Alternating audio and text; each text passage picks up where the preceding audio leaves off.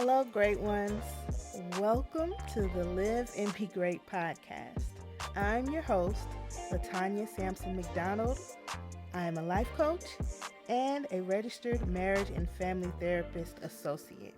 And this podcast was created to motivate, educate, and inspire all to live and be great. On today's episode, I have yet another conference that I would like to share with you all. It's called the Breaking the Cycle Conference. This is part 2. We did part 1 last year, but part 2 we have to do virtually because of everything that's going on. But it is necessary.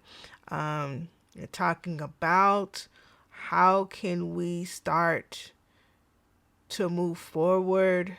How can we keep the conversations going during this particular conference? It is heavy, it is blunt, it is to the point.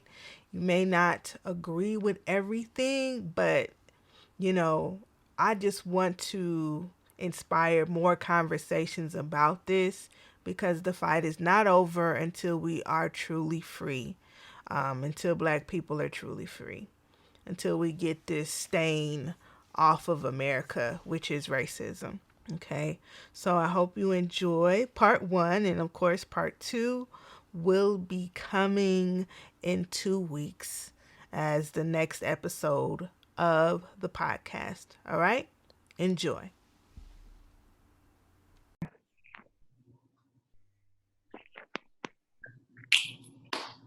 Good evening, ladies and gentlemen. I am so honored to be here tonight with an amazing panel I have from all over the country. We are here tonight for the second Empowerment Conference, Breaking the Cycle Empowerment Conference. And also tonight's topic is a big topic that we've all been talking about, racism in America. So I'm so excited to have my amazing panel with me today. Good evening, guys. How y'all doing? Awesome. So we have all the way from Los Angeles, California, my amazing sister, therapist, life coach, Latanya Sampson McDonald. How you doing today, Latanya? I'm doing good. Awesome. Well, I'm glad you're here. Me too. I couldn't be able to touch and hug you, but we know. I know. Right now. We're able to even join in to, figure out and have these conversations and how we as a collective group can move forward in our nation and how we can get to a better place, definitely. So thank you so much. Of course. This next person I have this evening, it's not many words that I can say about this person. It's a lot of words. Let me say that. It's a lot of words I can say about this person. This person is an amazing person. This person had just recently came into my life. And I'm so honored to have gained another brother. So tonight we have all the way from Cleveland, Ohio, but of course he's in Atlanta right now, visiting. My amazing brother, friend, Mr. Dantes Love. He's a motivational speaker, educator, philanthropist, and a bomb hairstylist. So Dantes, thank you for joining in tonight and just being able to spread wisdom to the world and how we can move forward. So thank you for joining me this evening. Thank you for having me, friend. Thank you. And last but not least, the man, this man right here, he doesn't know that he touches my life in every given moment. I tell you, the strength that this man gives. When it's some days, I'll be like, you know what? I don't know how I'm going to make it. But he always knows and what to say to the people that you be like, you know what? I'm good. So all the way, definitely from our nation's capital, I'm so honored to have motivational speaker, artistic director, Mr. Antoine Dante, for joining us this evening. So thank you so much for joining us. Absolutely, sir. Thank you for having me. I'm so excited to get this conversation going. Definitely, definitely. So, so we're gonna go ahead and just jump right into this thing.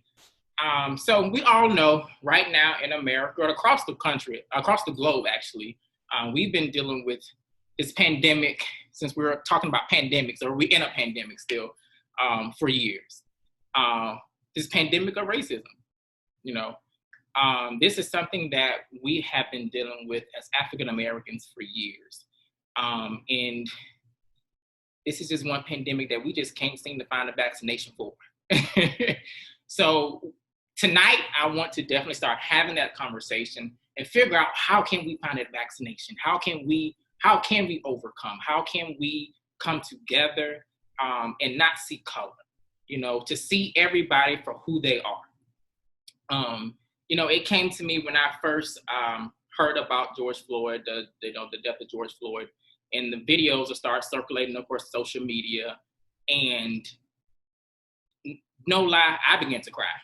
The first thing I could think of is the fact that, first off, I have nephews, I have nieces, I have godsons, I have goddaughters who are Black, and just not even for them, I started to think about myself. I'm a Black man, First off, I'm a Black man that lives in the South still. In Atlanta, Georgia, definitely.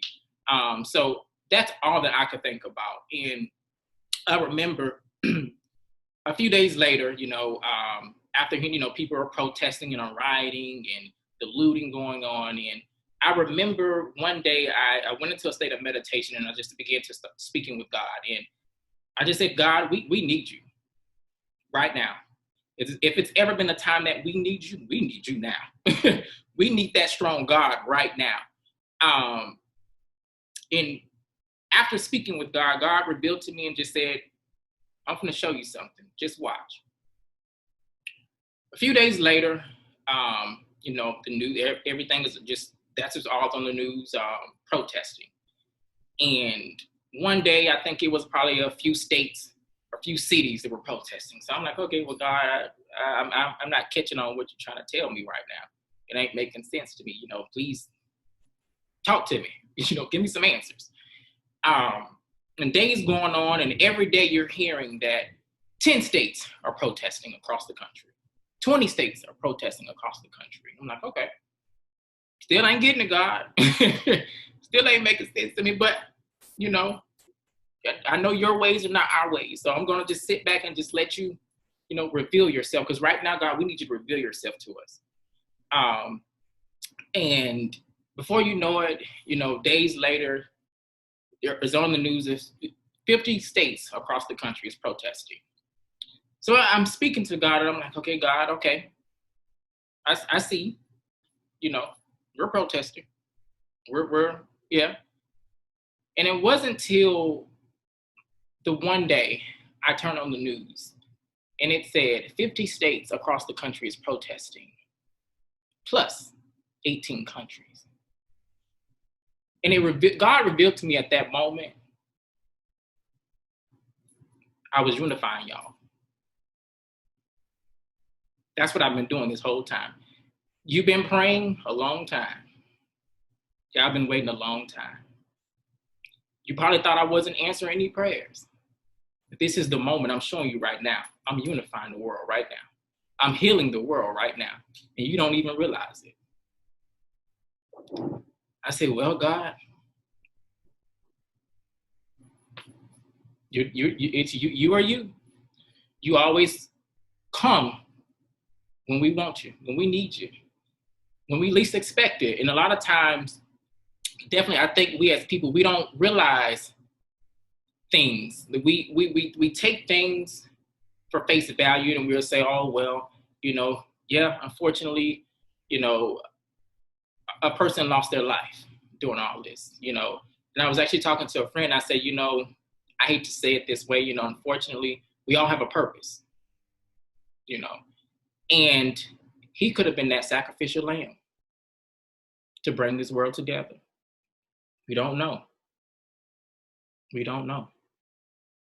So tonight, like I said, I definitely want to, all of us as a collective group, to kind of start educating and talking about different things and how and where do we go from here? How do we get there? You know, it's still different layers to this thing on how we can get there. You know, we can protest to return blue, but it's still other pieces that we have to get through to get the change, you know, to get policies moving and get the policies changing and laws change. So, LaTanya, I'm going to go ahead and turn this thing over to you. You know, with your experience, you know, like I say, you being a therapist, life coach, what do you see and how do we go from here? Okay, well, I believe that one of the biggest components that those who came before us probably didn't have the knowledge to articulate to add it into the fight was the psychological damage that consistent racism has done to the Black community. I say all the time, I teach my clients that you are not just carrying your pain, you're carrying the pain from before you. So Black people are carrying this trauma, this consistent trauma from slavery, being stripped away from our native tongue, our religions, and our way of life. We're carrying that pain. And honestly, yes, if our ancestors took the time, if the slaves took the time to acknowledge their mental health, you know, maybe things would be different. But honestly, for real, they didn't have the time. They just didn't. Like, your child is being stripped away from you, never to be seen again without your consent, right? You have fathers that had to watch their daughters be raped by a master, and there was nothing that they could do about it. Okay, where does it all go? It's still in it. It's still in us, and we're still suffering from that part that hasn't been addressed. And I want Black people to start to give themselves permission to address that mental trauma, because that is what we're carrying. And our trauma, our depression, it doesn't look like everybody else's depression. I honestly, personally believe that every Black person has depression. Any Black person that is aware of this whole, like, the talk, right? They tell you, your parents, all of our parents have sat us down and told us, okay, we got to work 10 times as harder as white people, right, to get half as much.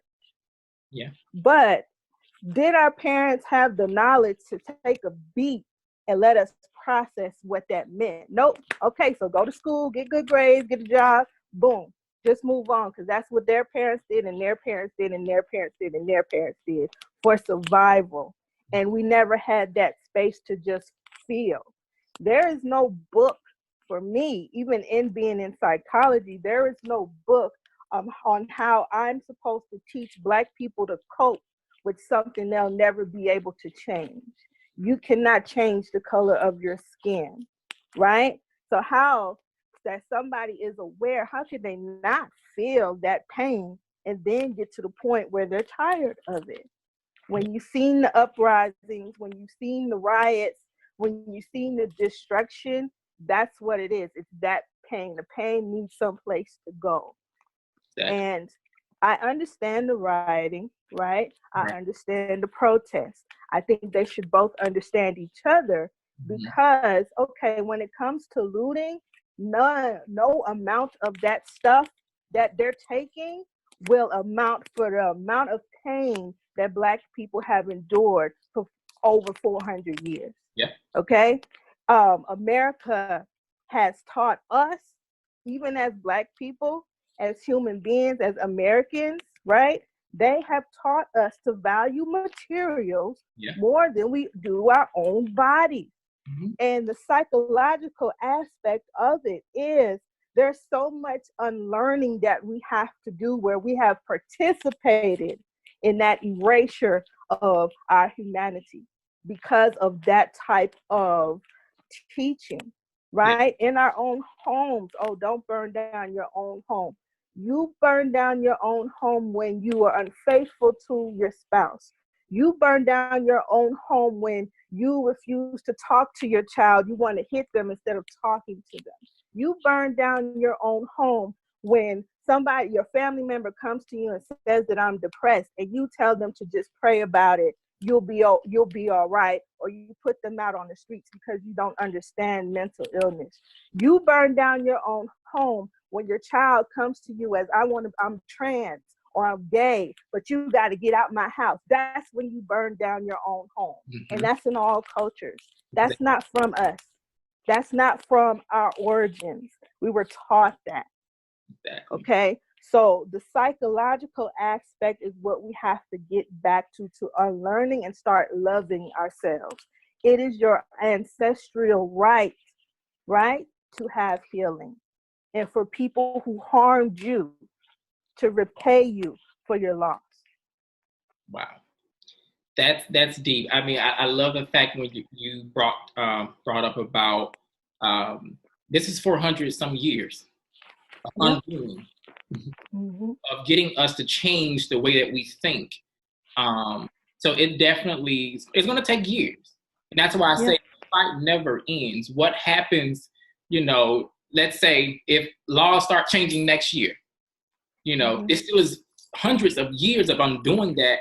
Our people, we have to learn to cope with at that.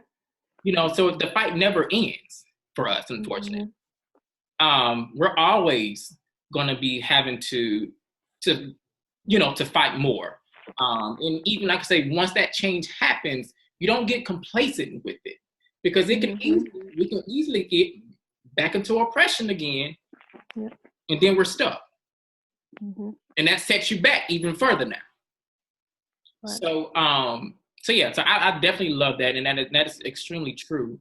Dantes, what are your thoughts on where do we go from here, and where do you see us being as a society of people in the future? How do we get there? First and foremost, we have to take in the fact that this is not something that just happened yesterday.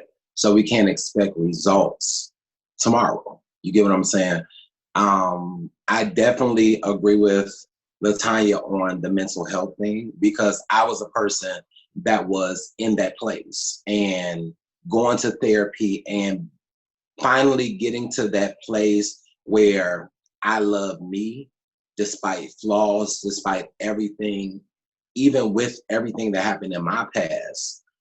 Being able to look forward, knowing that the windshield in front of you is so much bigger than the rearview mirror, because what's behind you is not half as big as where you're headed. And I think with America, first things first, we need people to be healed before they try to lead.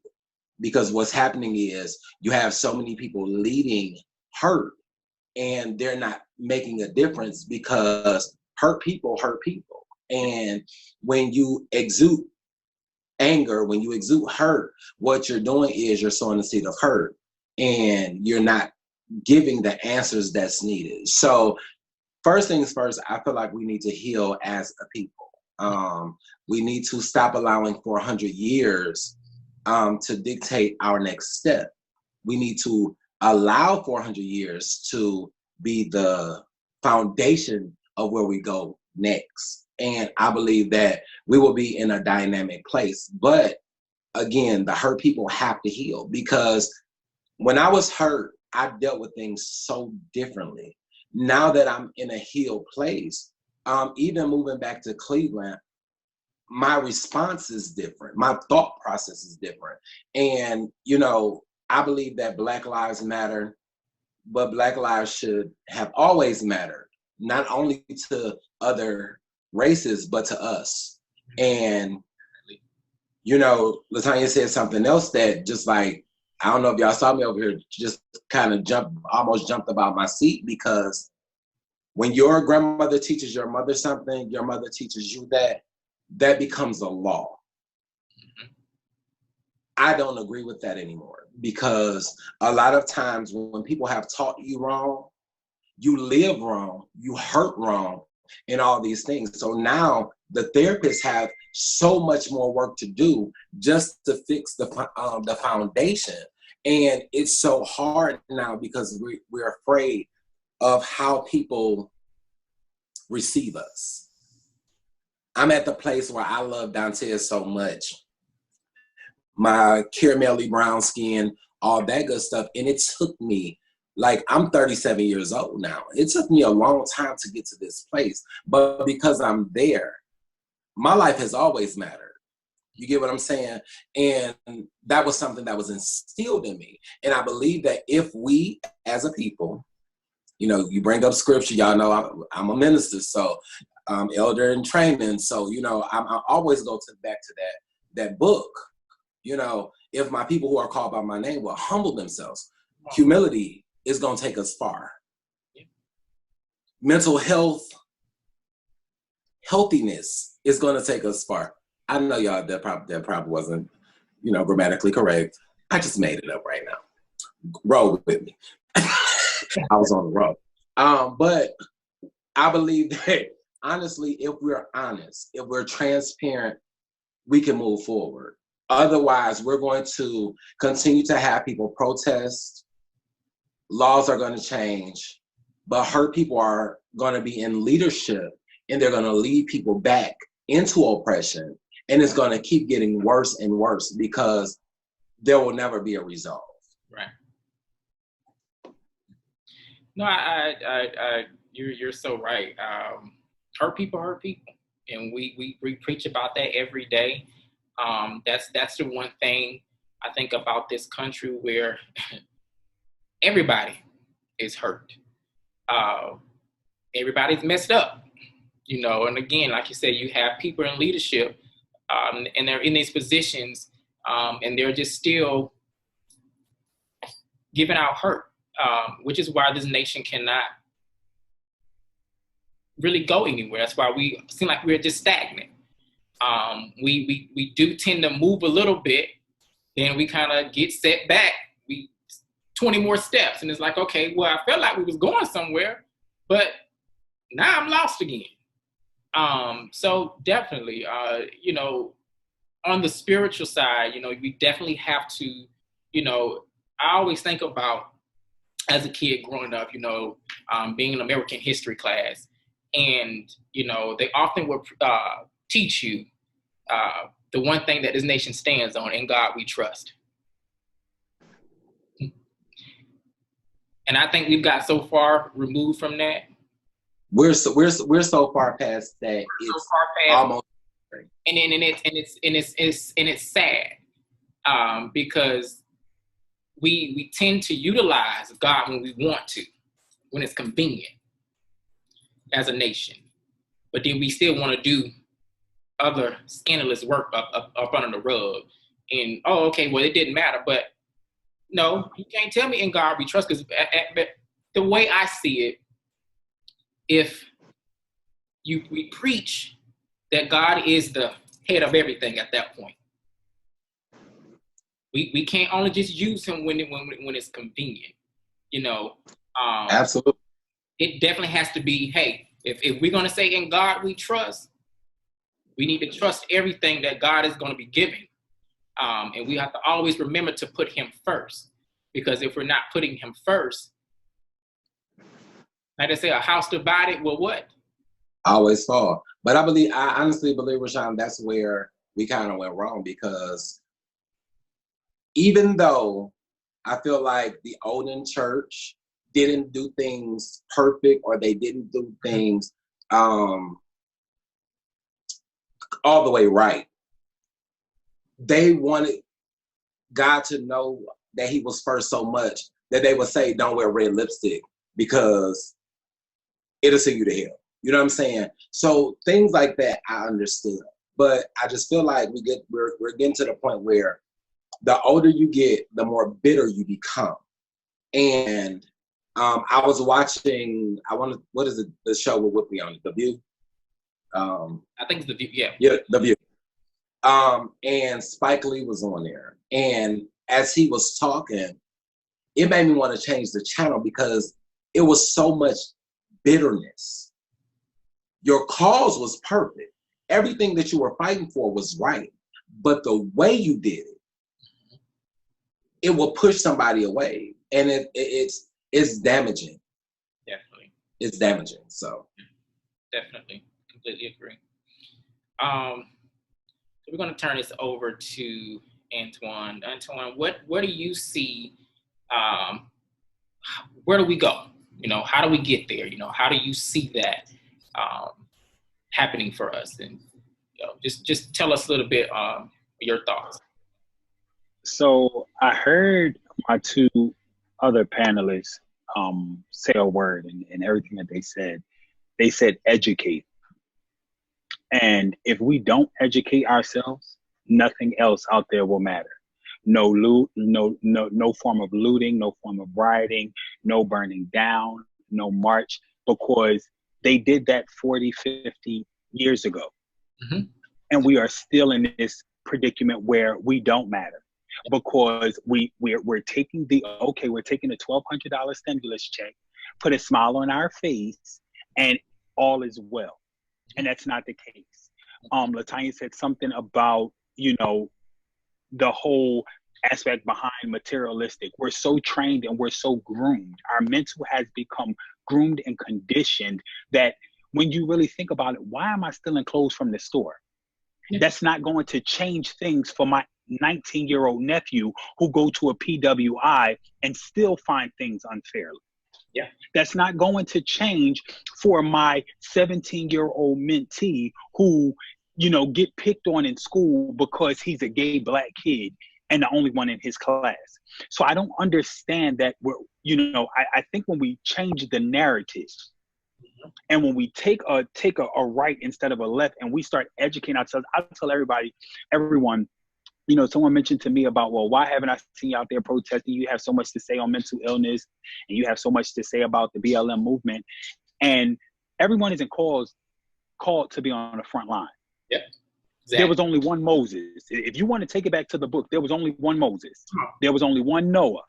So when you look at things, everyone has a place. And my job is to educate. Come on. That's my job.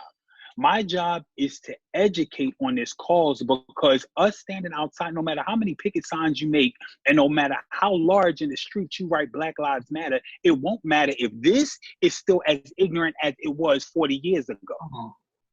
So until we align the two and realize, really, really narrow down and realize what the root cause is and what is going on, we will continue to be in this situation. My grandchildren will be fighting this same fight, and their grandchildren will be fighting this same fight because it go back to what both of the panelists said when they stated we're being taught what generations have passed down to us. My mother is teaching me what her mother taught her, and her mother taught her. But then when I realized is the reason we're not being educated is because my grandmother only had a 9th grade education.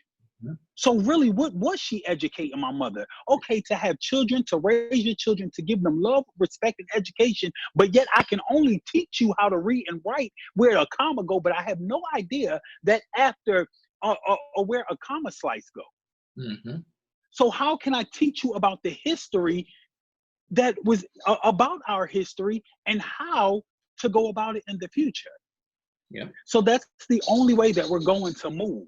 Is by changing the narrative and how we're standing. I'm not saying what we're doing as a people or what we're doing as a nation is wrong by any means. But in order to move the needle, in order to keep the concrete hard, we got to put in the work. Yeah. And that starts up here. And it goes back to what both of them said about mental illness and mental health. It starts up here. A damaged mind will produce damaged goods. Yeah. You go into a market, you see a crack can. Your grandma, again, going back to that generational talk, your grandma told you don't bring in that crack can. Yeah. Because it didn't let air in and something not right. But the minute that you're moving around the shelves and you're trying to find a good solid can, an unpunctured box of cereal, until we do that for the mind, we will continue to produce damaged goods. We will continue to be fighting with picket signs. We will continue to deal with bigots. We will continue to deal with ignorance. We will continue to be marching on the front line because we're not having it up here. Because what people don't understand is I'm listening to my mentees that's in college and they talk about, being out of school and the schools are giving them a pass or fail. What this is doing is it's still putting our mental behind. Yep. Because we have conditioned our kids in school. All I need is a pass or a fail. I ain't got to learn what was going on in this course anyway. But that's me on my jukebox. So that's how I feel. And that's the only way that we're going to move forward is by continuously educating. There's no way I'm going to have a kid in college that's going to look at me and tell me, oh, I got to get a pass or fail in this, because they're going to pass everybody. No, sir. But that's the only way to me that we're going to move forward is by staying educated and abreast to everything that we need to do to move. Because we can stand on the picket lines all day, but if we don't know how and who to send into the house to fight on our behalf against the man that's at 1600 Black Lives Movement Parkway or Road or Center, we won't. Yeah. We won't. Definitely.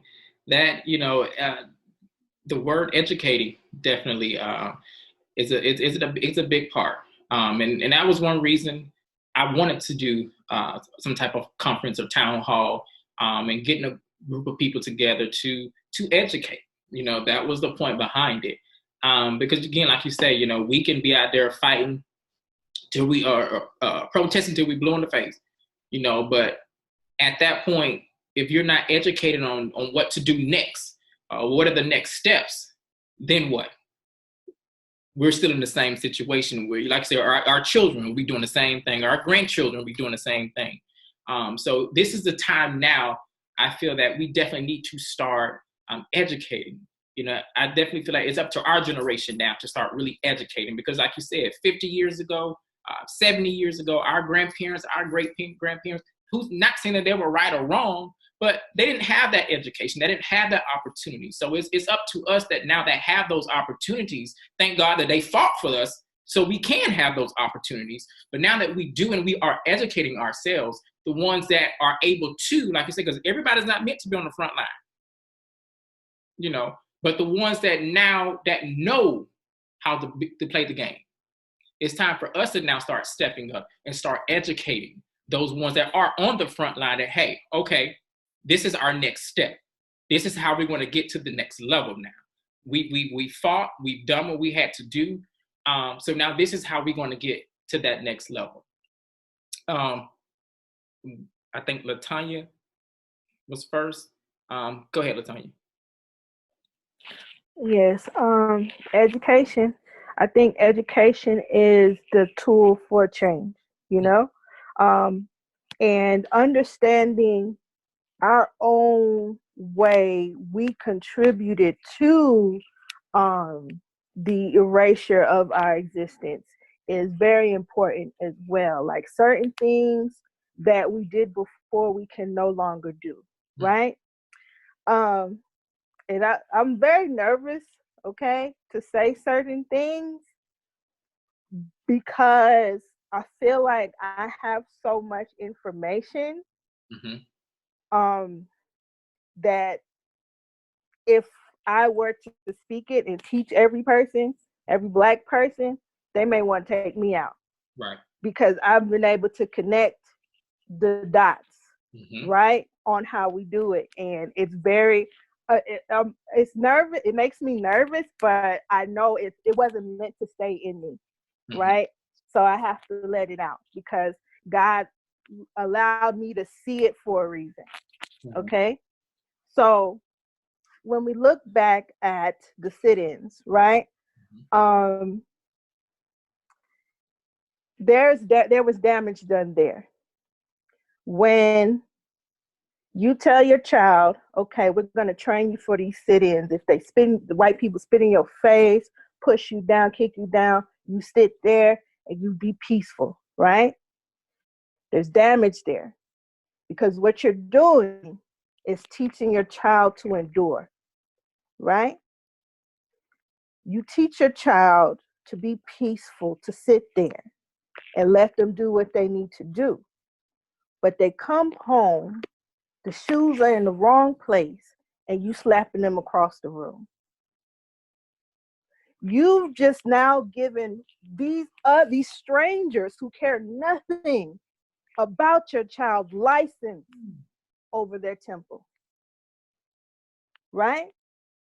I wonder if you guys have seen in the news how certain politicians, certain newscasters are like, yeah, you know, as long as you protest peacefully, right, we're okay. Or Martin Luther King would not be happy with you guys burning things down and, you know, talking to police like that, right?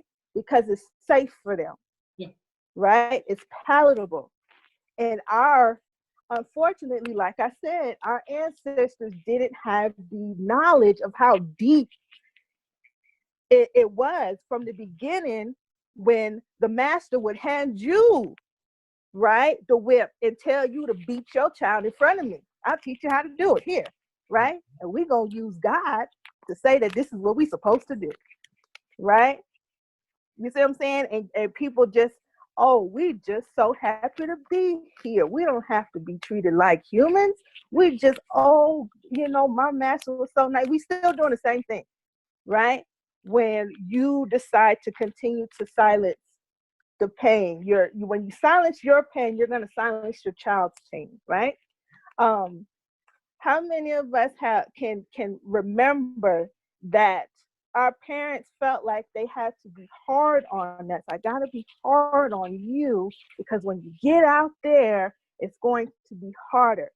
You just enlisted your child in 2 wars, in the house and outside the house, right? They got to fight for their existence out there, and they got to come home and fight you because the world has taught you, all right, I got to silence my child, I got to beat my child, I got to punish my child, right? So they can endure more punishment. It's endurance, right?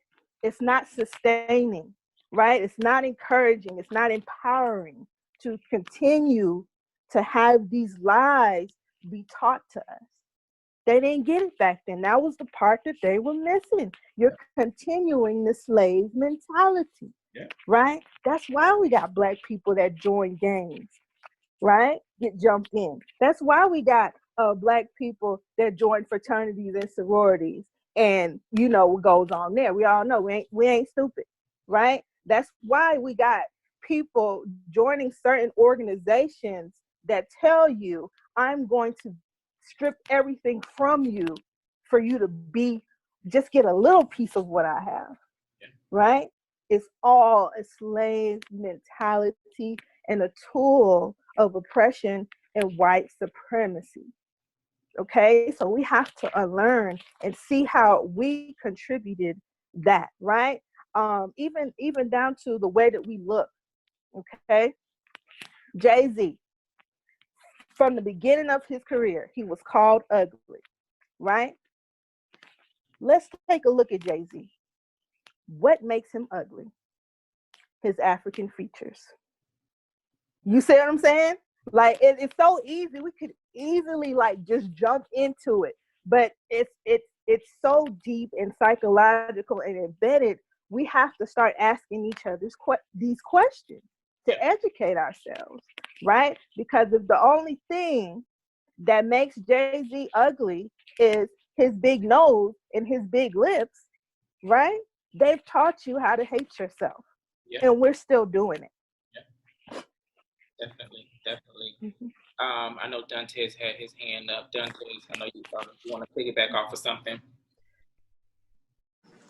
And you better best believe it. You know, I had to actually sit here and take notes because, like, this is really powerful. You know what I'm saying? Even Antoine was talking about the influences of, like, students being in school. You seeing them this pass and fail or whatever the case may be. one of the issues that I've always had growing up was you can only teach me what you know.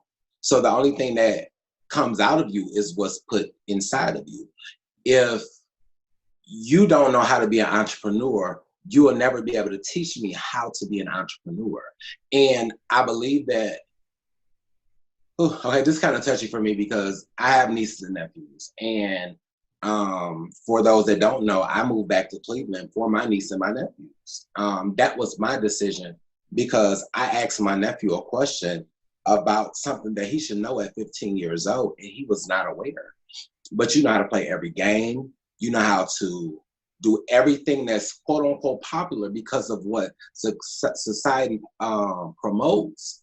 I had an issue with that. So I chose to give up everything that I was working on here to move it to Cleveland to make sure that I be the change that I want to see. And that's something that we all have to instill in the youth, those that are coming behind us. Because another thing that Antoine said, you know, we have all these ancestors or whatever, every decade we have somebody that stands up and want to fight, but we need this to be a continuous fight. This can't go on for 1 year, then 10 years down the line someone, you know, comes back. No, this has to be something that becomes a lifestyle. You get what I'm saying? And I'm definitely in that place now where I want to be that change that I want to see.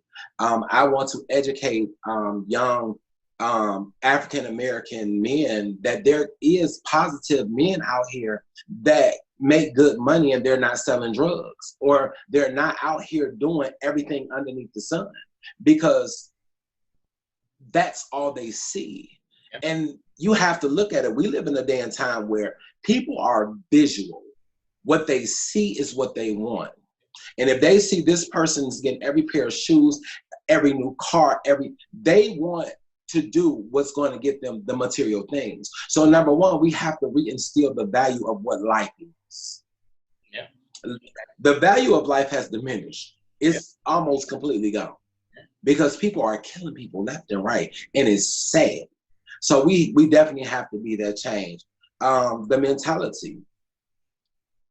You can't be the only one that's trying to fight the battle. You got to instill in them what we're fighting for without the hurt. You get what I'm saying? So that it becomes a lifestyle for them.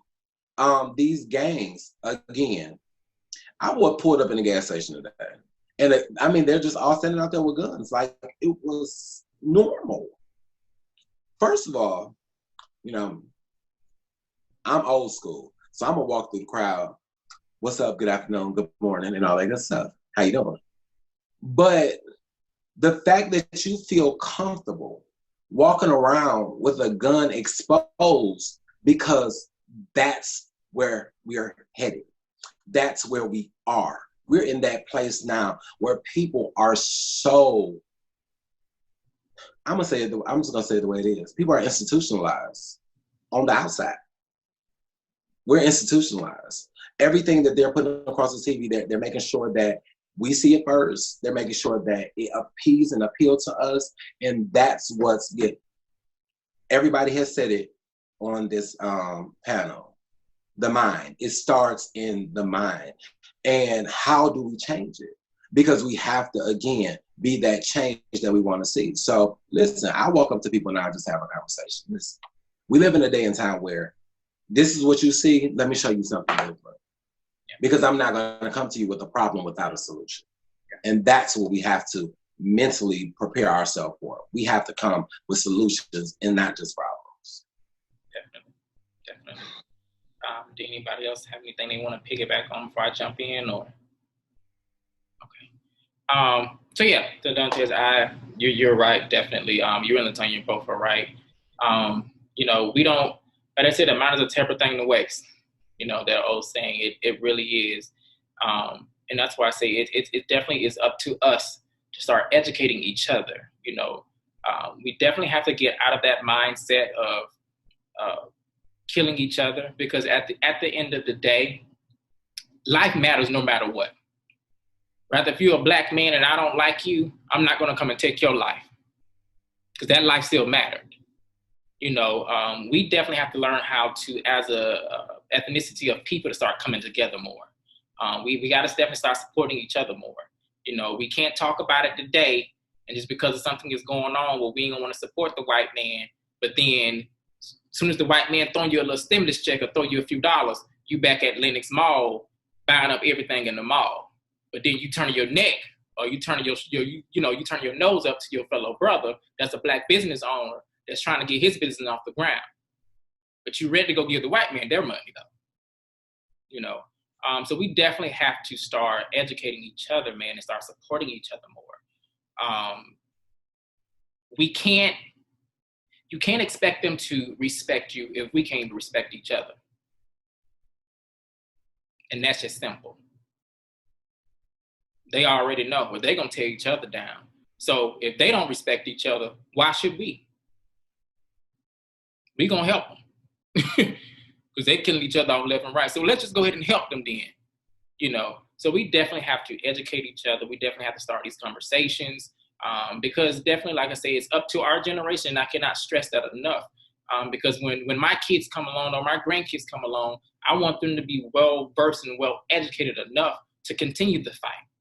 I don't want my hard work going vain, trying to educate them and put them on game, if that's the case. So we definitely have to continue always fighting. And that's why I say, it's hundreds of years of layers of this thing that we have to undo.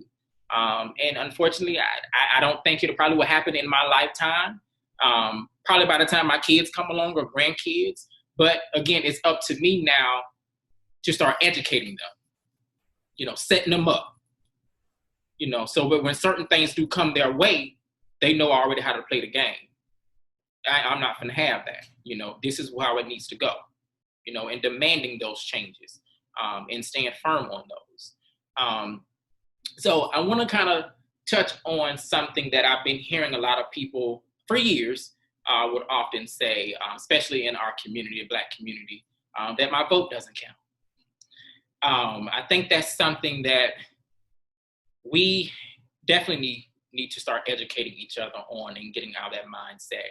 I think most of the time when us as Black people, when we hear, oh, it's election time, it's time to go vote, the first thing and the only thing that we think about is the president. We vote more than for the president, if people don't know that. Everybody that's sitting up there in the Senate, in the House, Congress, we vote on those too. But most of us don't know. Those elections goes every 2 years. Those elections by that time been passed us by, and we only just focus on the presidential election, and we expect the president to come into office and to just bring order to the world, to the nation. And it takes more than them. It takes the people that we're not voting for, which is why a lot of these laws are not changing. Because you have these people that are in the Senate and in Congress that done been there for 60, 70 years, and here it is, I'm 31, and I'm sitting up saying, well, why ain't nothing changed? Well, because so-and-so, the senator of whatever state, done been sitting there for 80 years, and he still got that same mindset. So that's why nothing ain't changing. Because they know that we're not going out to vote for them. We're not going to go out to replace them. So I definitely feel that it's very important that we educate our people on our democracy, number one, and how it operates. The president is not the end of be all. He don't just call everything. He's just the face of the country. But the people that we're not voting on, our senators, our Congress people, our mayors, your city council people, the Supreme Court, those are the people that are implementing these laws that we abide by every day. And a lot of us don't realize that. We think, for example, we just thought that Obama was going to come into office. He was going to change the world because he was Black. He was going to go up. No. But if you got Obama in office, you got everybody up under him, Republicans, and that's going to be against him, then what? You can't do anything. You can't do anything. But if we were out actually voting and trying to change those seats so they can get behind him, he would have been able to do more. So, and it bothers me when I hear people say, oh, well, Obama didn't do nothing for Black people, though. But did you get out and vote during every election, though, so that way that the people up under him that can help support and push his initiative? You didn't do that. You just wanted to go out because he was Black and put him in office, the highest seat in the land. That was it. That was your whole focus. But you forgot about everything else up under him. So what are your thoughts on voting and educating our people on voting and just educating them on our democracy and how things work? Because my thing is this: Trump can get another 4 years, but if we got the right people up under him that's creating these laws, Trump can just continue being a clown that he is and keep running this White House like a circus, for all I'm concerned, for another 4 years. You want to be a reality TV star? He can just continue being on TV. But if we got the right people up under him in the Senate and Congress that can be saying, no, this is what we need to change. Trump, you can go ahead and just continue, just let the camera be on him every day if that's the case. Because you could just be in front of the camera, you know. So what are y'all thoughts, Antoine, I'm sorry. What are your thoughts on that? So I'm glad that you asked me, because I had wrote it down. But you made a comment, and you know, I'm a non-confrontational person, I like to believe, but you made a comment on, you know, and not saying that the comment was yours, but I did have one of my mentees said, when I was on a panel at Howard, and she said, yeah, well, Trump didn't do enough for Black people, or Trump didn't do this. And it clicked to me right there. And I'll make the disclaimer that I've never been pro-Black. Barack. Can you hear me? Yeah, you meant Barack Obama, or you said Trump didn't do? I'm sorry, Barack. Okay. Barack. So I'm sorry. So she's like, oh, Barack didn't do anything for the Black people. And I'll let you know really quickly that I'm pro-Black. You know, I'm not pro-Black. I'm not, you know, right. That's never been me. But I think you go back to the education part of it, where we got to stop expecting, because he's Black, to be for the Black people. We are a human race. Thank you. And it doesn't take away from me being Black and loving my melanin and loving my wide nose and full lips. It takes nothing away from there. But now when your white child go into the classroom and say Trump is, to your Black child, and say Trump is doing a great job because he's doing everything for the white people, it begins to be okay. Mm-hmm. So that's how I look at things. So that's the way that I explained it to them. It just dawned on me, because I heard you say, just hearing people say that, when you talk about our democracy and making sure that we get out there and vote on a local level, and people saying my vote don't count, it goes back to them not being educated enough. And we're ignorant in public elections. We're ignorant in the process. And for those of you that don't know, they use the word wrong. Webster describes ignorant as to not know or to understand. Okay. So we're ignorant in the process and the guidelines of how voting is supposed to take place. And because we see one Florida election get rigged or go wrong, you know, we all just now assume that, oh, my vote don't count because those Florida votes didn't count. Yeah. We're not educated. We're not thinking about this. We're not even set up accordingly. Yep. You know, we don't even think to, when someone does vote for the president, are you even doing your research on the vice president? Because you do know that man or woman is the second in charge. Exactly. So do you even know who's fourth in line to be president of the United States? Do you even know that they have something called a designated survivor that sits in an off location when the president is doing his speeches or his State of the Unions? Yeah. So if all of those people, something were to happen, do you even know who is fourth in line to run the to govern the free world? So we're not looking at those things, and we're not looking at those local elections. We're not looking at our mayors and our senates and our Congress. We're not looking at our councilmen and women. We're not looking at those because we don't know.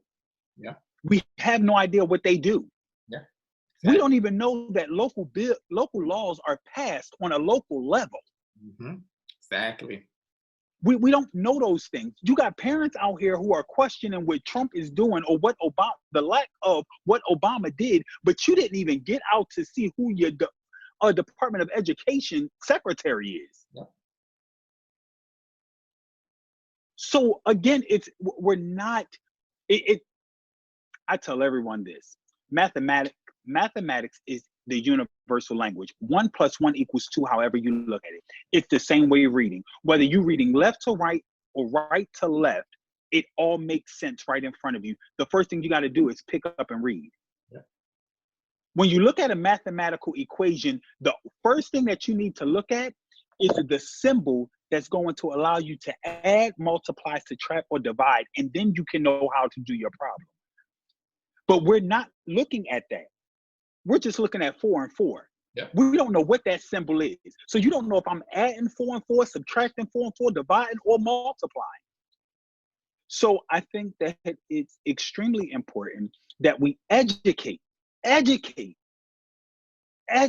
on our people and our children to get out there and vote, to get out there. We can find all the time in the world to rent cars, trucks, and minivans, to go to cabin weekends, to do God knows whatever, but Right. You can't go rent a truck from the enterprise to take 6 of your friends who are unemployed and don't drive with a high school education and think that managing a drive-through is the maximum that they can go of their potential.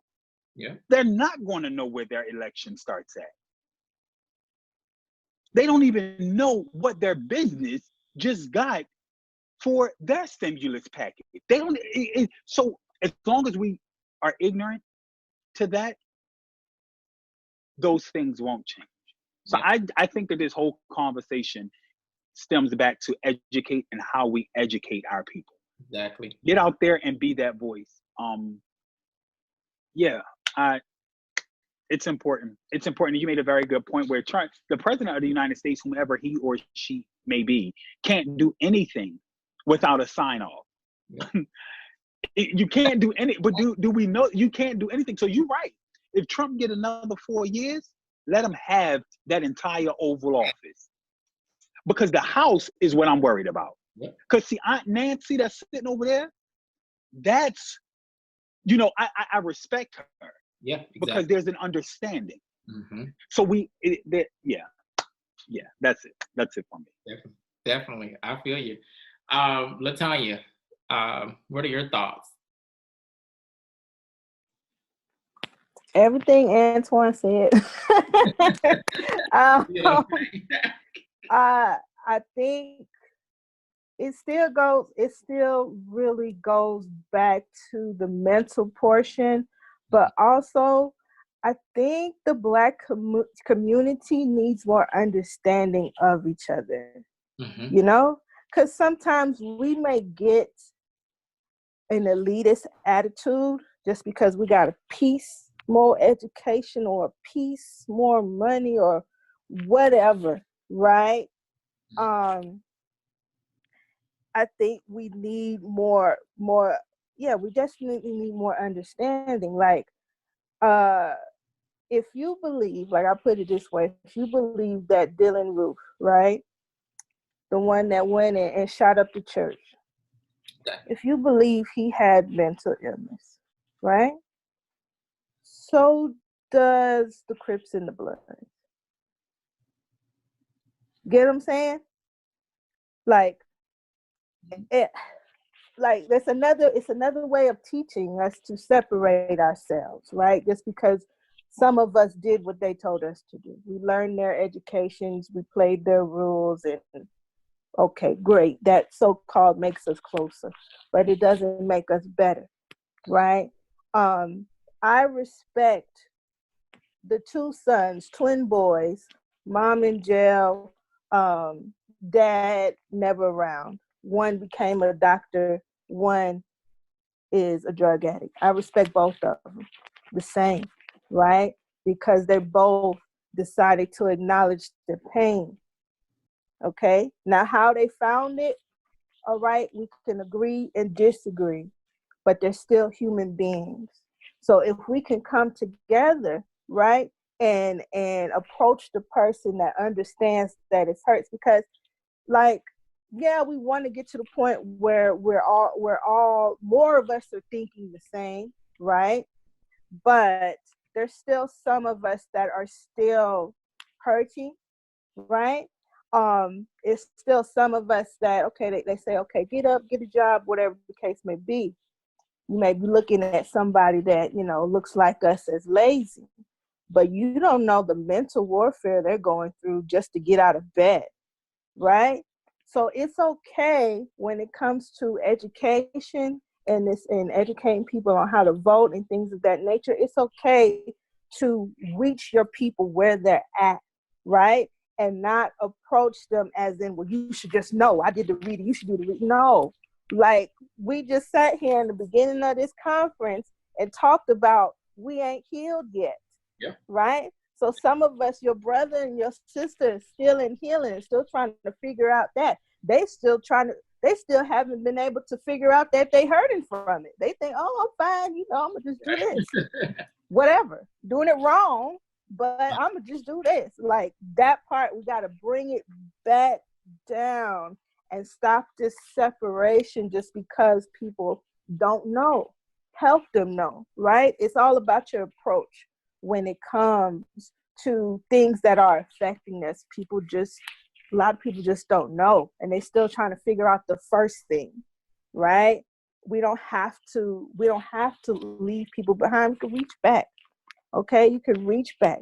I know the blood, okay, looking for family. That's why he went to the game, right? Because he didn't have no family. He didn't know how to deal with his pain, and they teaching him like this how we deal with ours. We're gonna be a family now, right? There has to be some, even though you may not agree with how they do things, but the conversation starts with understanding, right? You doing your education and figuring out, well, how did they get there? What was your childhood like, right? And if we can connect, hey, my dad wasn't around either. Let me tell you how I got to this part, right? Let me tell you how I corrected this that helped me understand that I was worthy of more, and then he could bring it back to his gang. You get what I'm saying? Like, yeah. We need more understanding and be able to humble ourselves, right? To reach our brothers and sisters where they're at. I don't care if you got to take it all the way down to 1 + 1 = 2, right? Be willing to do that, because you're not going to get anywhere by just barking. Like, we deserve more than just barking at each other just because somebody doesn't know. So that's my take on it. Thank you so much, Tanya. That definitely was enlightening, definitely educating our people on. Again, I can never stress enough. We definitely have our work cut out for ourselves. Trying to undo this, the mindset that we have as people from years. So we're going to go ahead and kind of end this first segment of our conference. And when we come back, we'll definitely jump right into getting Dante's point of view on the voting aspect of things.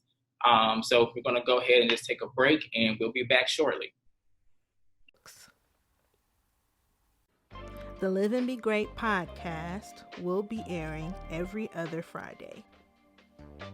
If you have truly enjoyed this podcast, thank you. Thank you for listening. Thank you for giving Live and Be Great a chance. Please feel free to share, like, give a review, subscribe on whichever platform that you're listening to right now, on iTunes or Apple Podcast, Spotify, Anchor, as well as Google Play. The Live and Be Great podcast is strictly crowdfunded, so if you are interested in becoming a supporter, you can click the link in the description, or you can go to liveandbegreat.com and scroll to the bottom and donate to the Live and Be Great podcast today, so I can continue to give you good and motivational content. Thank you all for listening, and don't forget to give yourself permission to live and be great.